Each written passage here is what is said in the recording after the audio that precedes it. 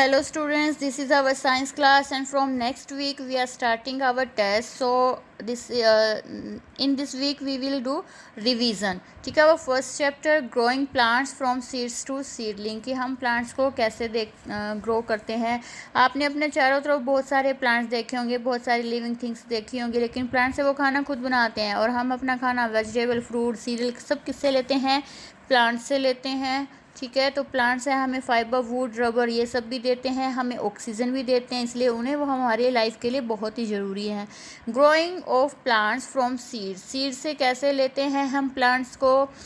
देखिए, जो सारे सीड्स होते हैं वो कभी भी ग्रो नहीं करते हैं। हमें पता है कि जो नए प्लांट्स हैं वो पुराने सीड से बनते हैं या पुराने प्लांट से बनते हैं, और जो सीड्स है वो कहाँ से आते हैं? फ्लावर या फ्रूट से आते हैं। ठीक है, और हमें बहुत सारे सीड्स एक साथ मिलते हैं, लेकिन सारे सीड्स हैं वो नए प्लांट्स नहीं बनाते। क्यों नहीं बनाते वो देखिए, क्योंकि कुछ उनके जो सीड्स होते हैं वो ग्रो नहीं करते हैं या वो अच्छी तरह डेवलप्ड नहीं होते हैं, इसलिए जब उनको प्लांट से अलग किया जाता है तो वो डेड हो जाते हैं। कुछ सीड्स होते हैं strong winds and heavy rain, बारिश में, हवा में ख़राब हो जाते हैं। कुछ सीड्स को इंसेक्ट्स खा जाते हैं या दूसरे एनिमल्स खा जाते हैं या उनको नुकसान पहुंचा देते हैं। और कुछ सीड्स होते हैं अगर हम मिट्टी में उगा दें तो भी वो नहीं डेड हो जाते हैं। क्यों? क्योंकि उनको प्रॉपर सॉइल, जो वाटर, एयर चाहिए वो नहीं मिलती हैं। और कुछ सीड्स ऐसे भी होते हैं जिन्हें बर्ड्स खा जाते हैं उगाने के बाद भी।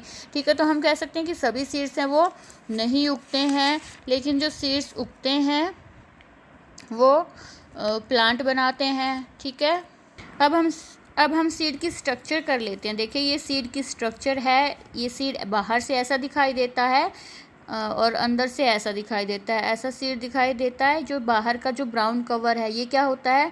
सीड कोट होता है, और इसका काम क्या है? इस सीड को प्रोटेक्ट करना। जब हम इसको दो हाउस में तोड़ देते हैं तो इसके अंदर ये जो दोनों पार्ट्स हैं ये क्या हैं? सीड लीव्स हैं, जिसे कोटिलीडन्स भी बोलते हैं।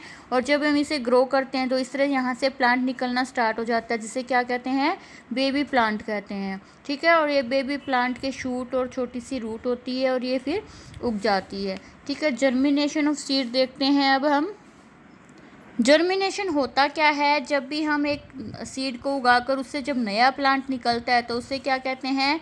जर्मिनेशन कहते हैं। हम इस तरह से सीड उगाते हैं, उसको अच्छा वाटर देते हैं, सनलाइट मिलती है, तो इस तरह से प्लांट निकलना शुरू हो जाता है। उसका जो रूट वाला पार्ट है वो पहले जाता है ताकि वो सॉइल से न्यूट्रिएंट्स ले सके।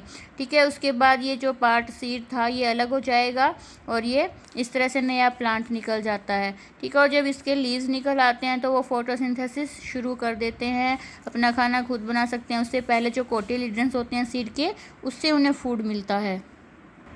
जर्मिनेशन के लिए कुछ कंडीशंस हैं, अगर वो होंगी तभी एक सीडलिंग बनता है, सीड से एक छोटा बेबी प्लांट निकलता है। वो कंडीशंस क्या हैं? वाटर, उसको अच्छा वाटर मिलना चाहिए जितना उसे रिक्वायर्ड है। अगर ज़रूरत से ज़्यादा वाटर भी हम देंगे तो भी वो प्लांट ख़राब हो जाता है। एयर, उसे प्रॉपर एयर मिलनी चाहिए, सनलाइट मिलनी चाहिए और प्रॉपर टेम्परेचर मिलना चाहिए, क्योंकि अगर कोई प्लांट हॉट सीज़न में उगता है तो वो विंटर में नहीं हो सकता। जिसे थोड़ी ठंड चाहिए तो वो गर्मी में नहीं हो सकता। इसलिए उसे जितना टेम्परेचर चाहिए उसे उतना मिलेगा, तभी वो ग्रो करेगा। ओके, तो ये हमारी रिवीजन क्लास थी। तो आपको यहाँ तक आज करना है कि सीड और सीड के पार्ट्स क्या हैं, जर्मिनेशन क्या है, जर्मिनेशन के स्टेप्स करने हैं और नेसेसरी कंडीशंस क्या हैं। नेक्स्ट वीडियो में हम डिस्पर्सल ऑफ सीड्स पढ़ेंगे। Okay, bye, thank you.